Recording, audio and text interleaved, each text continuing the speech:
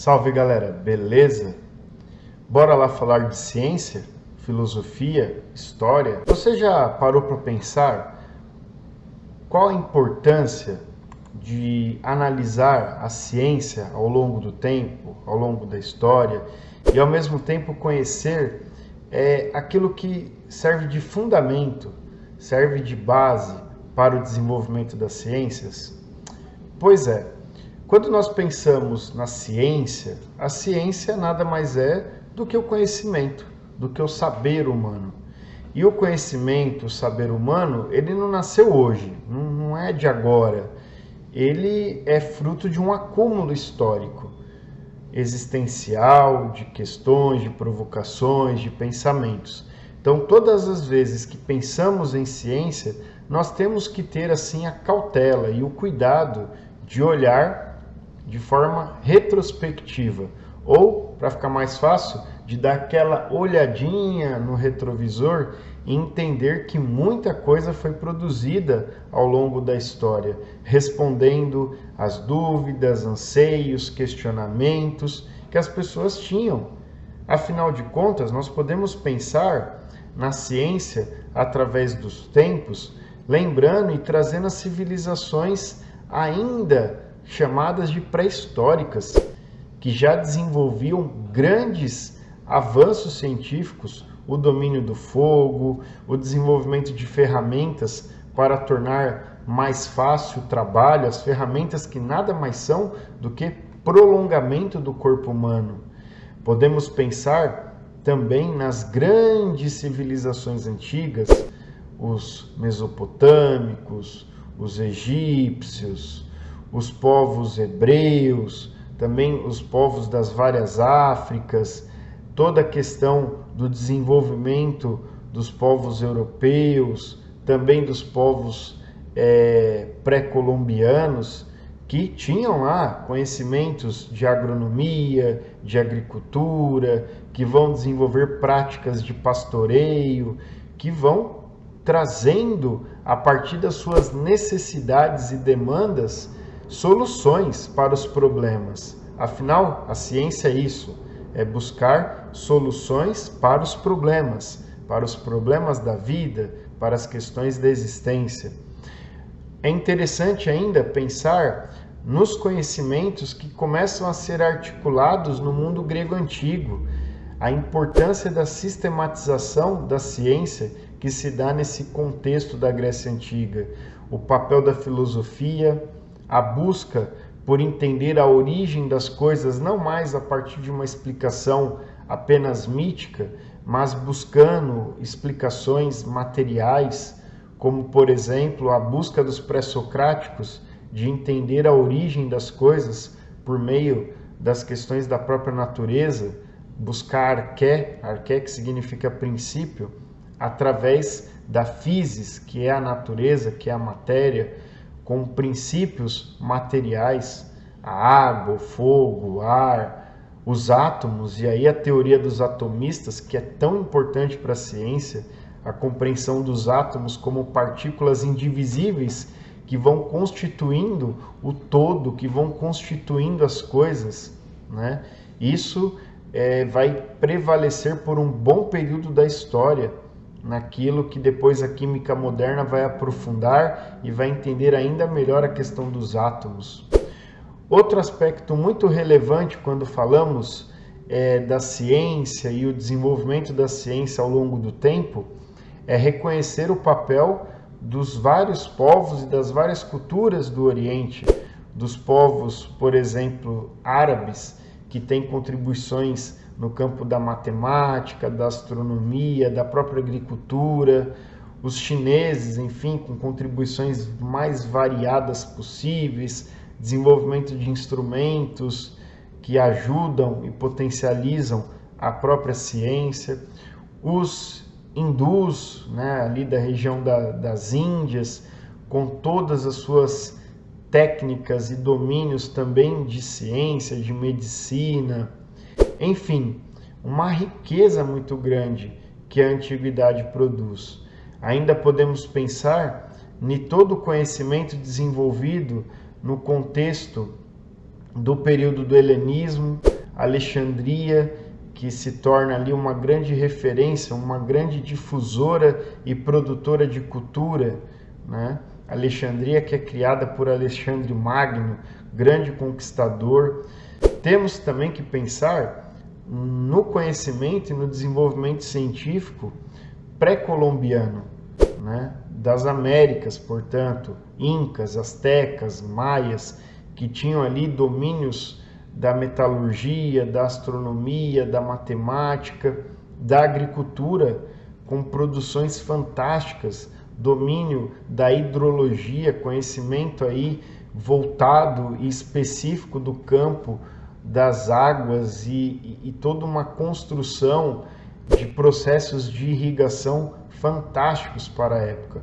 Olha quanto conhecimento, olha quanta ciência, e a ciência resolvendo problemas da existência. Também as ciências no período medieval, com as catedrais, que exigem muito conhecimento matemático, o papel dos mosteiros, a alquimia, representada aí pelo grande Santo Alberto Magno, a ciência moderna, o desenvolvimento do método científico, a aplicação do método científico como uma consequência de todo o renascimento cultural, artístico, científico, mudanças de paradigma, a grande figura de Leonardo da Vinci, que vai marcar aí uma época com as suas produções, com as suas ideias tecnológicas, com a sua anatomia humana muito bem feita e apresentada, com a compreensão de funções cerebrais já naquela época. E isso impulsiona então a ciência moderna, todo o movimento de compreensão agora das coisas de uma maneira física, buscando experimentações, comprovações. Depois temos aí o século XVIII, século das luzes, também com grande desenvolvimento, agora naquela perspectiva kantiana do sapere aude, ouse saber, ouse conhecer, o homem que agora deve buscar a sua autonomia do pensar, da razão, enfim, o século XIX, que vai se consolidando a ciência que vai então ganhando traços, ganhando força, se colocando como uma das possibilidades de construção, transformação, aprimoramento da vida, desenvolvimento da vida. Então, esse movimento todo da ciência através dos tempos vai aí também culminar com figuras muito importantes e que nós não podemos esquecer delas, como Copérnico, Galileu Galilei, Giordano Bruno, Kepler, maravilhoso, as 3 leis de Kepler, toda a teoria elíptica que ele vai apresentar, Tycho Brahe, que também contribui muito com o entendimento das fases da Lua, por exemplo, Isaac Newton, grande nome, compreensão da gravidade, da questão da luz, né? Tantos nomes aí importantes. A própria Revolução Industrial, Newcomen, que vai ser ali aquele que vai pegar uma máquina a vapor para tirar a água das minas, e isso vai se tornar depois, com James Watt, o boom das máquinas a vapor, passando por suas fases. A Revolução Industrial vai trazer a combustão interna, depois a Revolução Técnico-Científica, hoje a grande revolução do conhecimento, das tecnologias atuais. No campo da biologia não dá para deixar de falar da figura de Charles Darwin, a teoria da evolução, da sobrevivência daqueles que melhores se adaptam ao meio, enfim, grandes projetos também desenvolvidos aí pela humanidade com suas controvérsias, mas enfim, o projeto Manhattan, que tem aí como objetivo entender a questão da energia nuclear e que culmina com o desenvolvimento das bombas atômicas, mas também com tantos aparelhos e recursos que fazem uso da energia nuclear para coisas até boas, né? Então, veja que a ciência ela não tem uma moralidade em si, mas depende muito da forma que ela é usada. O projeto Apollo, a busca do homem na corrida pelo espaço e a chegada à Lua. O projeto Genoma Humano, que busca identificar então o que é o homem, como nós somos constituídos, como o nosso DNA impacta na nossa formação. E aí lembrando das 4 letrinhas mágicas, adenina, timina, guanina, citosina, que vão compor esse nosso DNA, que é uma coisa linda, maravilhosa, né? Podemos ainda falar das mulheres na ciência, Marie Curie, que é um grande exemplo, e aí tem série na Netflix, assista, pesquise, né? E enfim, a grande pergunta, e hoje, como fica a ciência? Quais são os desafios tecnológicos? Quais são os desafios do campo da medicina?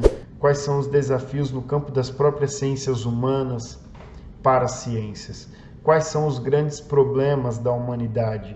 E quais são as respostas que a ciência pode trazer? Veja que viajar através do tempo com a ciência é algo maravilhoso. Eu sempre recomendo este livro aqui, A Ciência através dos Tempos, né? É um livro muito legal, nos ajuda a entender um pouco todo esse processo do desenvolvimento da ciência. O Atiko Chassot, ele tem formação em química, tem muitos conhecimentos históricos e filosóficos e traz aqui neste livro reflexões muito legais. Então é isso. Deixa aí o seu comentário, o seu joinha, diz que gostou ou não do vídeo, tá bom? E até a próxima. Um grande abraço.